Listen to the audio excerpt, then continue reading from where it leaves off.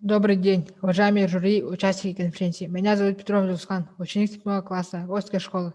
Разрешите представить мой доклад на тему «Исследование использования орнаментира в орнаменте якутских керамических сосудов». Этой темой я занимаюсь уже второй год. В прошлом году изучал нанесение орнамента в форме креста в круге с одинарными с двойными линиями и изготовил штамп из стальника для нанесения орнамента. Цель моей работы на основании изучения фрагментов керамики выявить художественные особенности самобытного якутского орнамента путем использования костяного орнаментира. Задача исследования фрагментов керамики с использованием костяного орнаментира. Доказать использование костяного орнаментира при нанесении орнамента. Актуальность обусловлена тем, чтобы доказать использование орнаментира для орнаментов. Новизна участие в экспедиции по поиску подъемного материала фрагментов керамики на долине Эркени. Уникальная находка 2020 года – костяной орнаментир.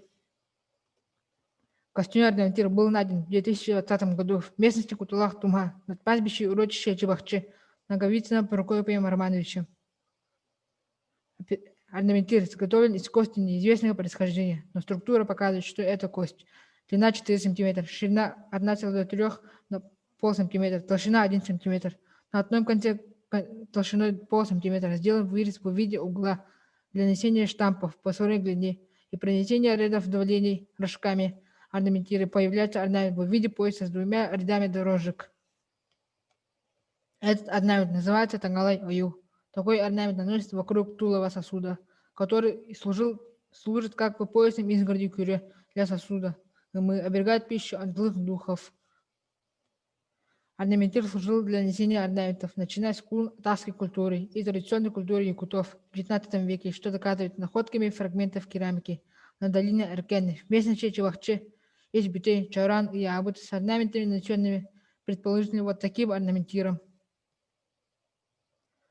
Таким образом, мы шли к такому заключению, что орнаментирование являлось одним из самых увлекательных процессов в гончарном производстве, вместе с тем самым носил функции оберега.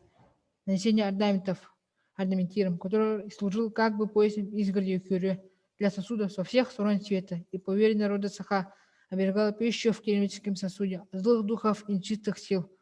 Костяной орнаментир служил для нанесения орнамента тангалай-аю, керамические изделия. В таком заключении я хочу подчеркнуть необходимость сохранять древние и современные традиции в нанесении орнаментов